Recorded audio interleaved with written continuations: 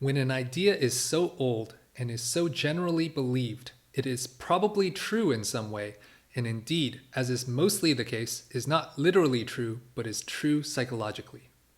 Hi, my name is Eric Peng. I've read 1,000 books and connected 6,000 of my top learnings in my digital notebook. We're going to take a look at Carl Jung's quote, ask some questions about it, and connect some ideas with my digital notebook to see what we can learn. Let's go.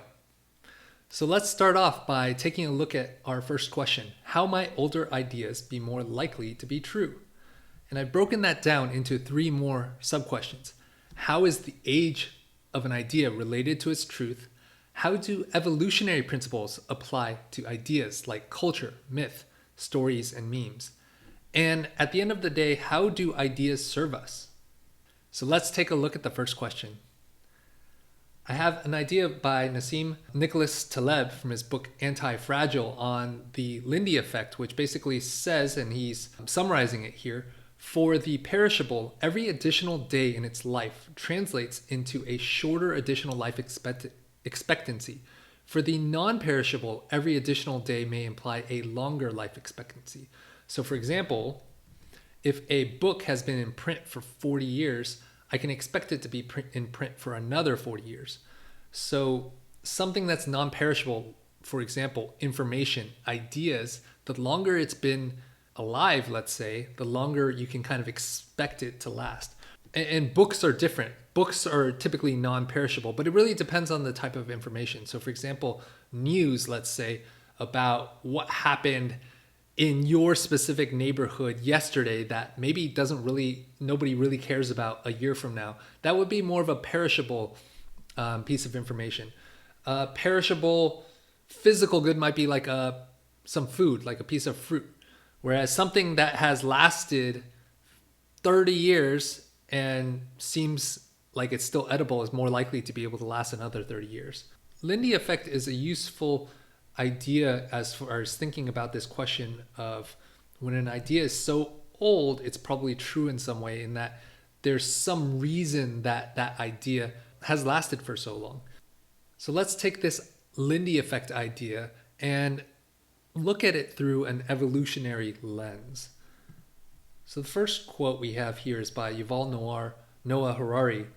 Just as organic evolution is based on the replication of organic information units called genes, so cultural evolution is based on the replication of cultural information units called memes. Successful creatures are those that excel in reproducing their memes, irrespective of the costs and benefits to their hosts.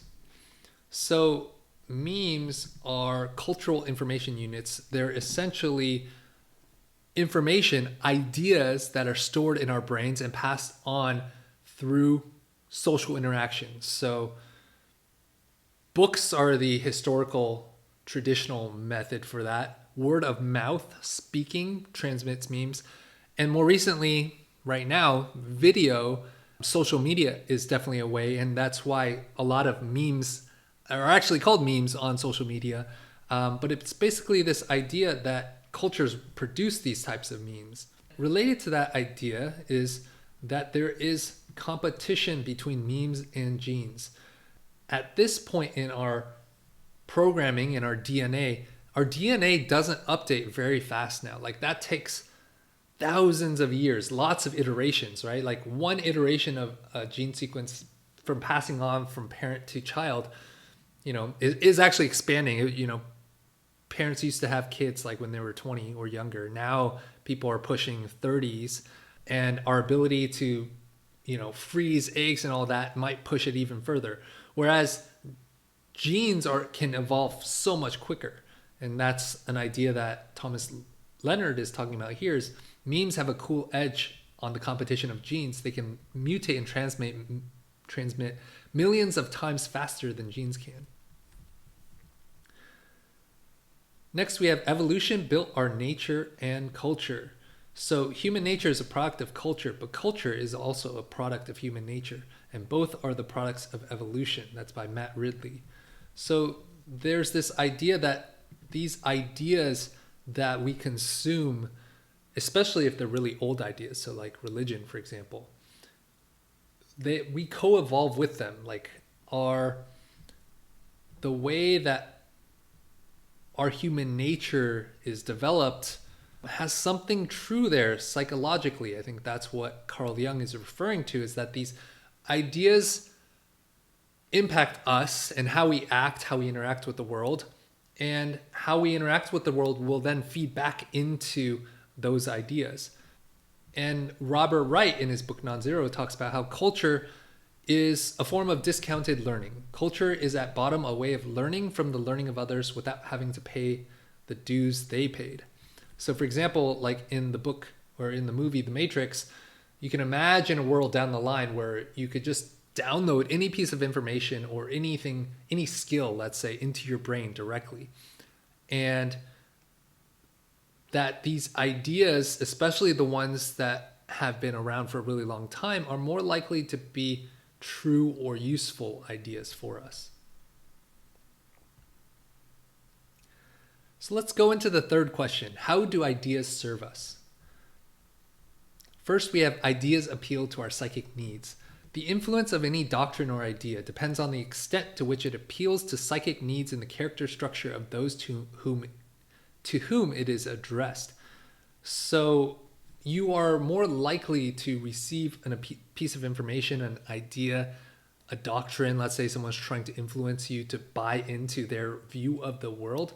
You're more likely to believe it and to integrate it into your mind if it appeals to some psychic need, so some aspect of your mind that calls out for it. And this again ties with what Jung is saying around there's something with these really old ideas that even though they're not necessarily physically true or literally true, there's something metaphorically true about it that really fulfills some deep human urge or deep human need that we have as human beings around how to navigate in this world. Myth teaches us how to live. So Joseph Campbell in The Power of Myth talks about how myth can teach you how to live a human lifetime under any circumstances. That when we watch these really epic stories and myths, and many of the TV shows and movies that we watch today are just repackaging of a lot of the same ideas of these thousands of year old stories, many of which are grounded in kind of religious stories about how to live a life. What does it mean to be human? How do you deal with life and death? How do you deal with shit that can happen to you being a human being? Carl Jung would argue that the oldest ideas are the ideas that best teach us how to live. And that oftentimes is wrapped up in the form of a story. Next, we have mimetic desires built into us. Our brains are built to ensure that we will come to hold the beliefs and values of those around us. So this idea is connected to kind of that we as a human species are a collective similar to an ant colony or a bee colony, in that we work together. Like these ideas that are produced, especially the ones that have lasted the longest, have been tested by so many different humans throughout human history. And a human or a host for a meme would not consume a piece of information and then try to spread it again unless it was useful or valuable in some way. If you think about how you consume social media, you're not going to share a video or a tweet or a TikTok unless it really just stuck with you in some way, that it was like, wow, this changed how I see the world. This changed how I want to live, how I want to act. And those are the ideas that get shared. Those are the ideas that get spread. Thousands of years ago, before the printing press came about, those were the stories that were spread around the campfire by word of mouth. And there was considerable energy built into figuring out how to make those stories as dramatic and memorable as possible, because in the root of those stories are some nuggets of wisdom that have survival value, or at least reproductive value, that caused those memes to survive for so long. The neuroscientist Ramachandran said that By hyper-developing the mirror neuron system, evolution in effect turned culture into the new genome. Armed with culture, humans could adapt to hostile new environments and figure out how to exploit formerly inaccessible or poisonous food sources in just 1 or 2 generations, instead of the hundreds or thousands of generations such adaptations would have taken to accomplish through genetic evolution. So he's basically saying a similar idea that memes evolve so much faster than genes. And when you think about the number of iterations that have occurred for these memes compared to genes, and for me, like the genetic sequence of Homo sapiens have been shown to be, at least at this point in our human history, to cause humans to rise to the top of the food chain. Like there's something true or useful about our genetic sequence that has created a lot of survival and reproductive value for our genes. Likewise, one could argue that the same idea could apply to memes, that the memes, especially iterated through so many times, not just 1 or 2 generations, but hundreds of generations, thousands of generations, that those memes, Carl Jung again would argue, are probably true in some way, at the very least, true psychologically. Let's examine how myths as infinite compression or stories helps us shed light on Carl Jung's quote. Myths are infinite in their revelation.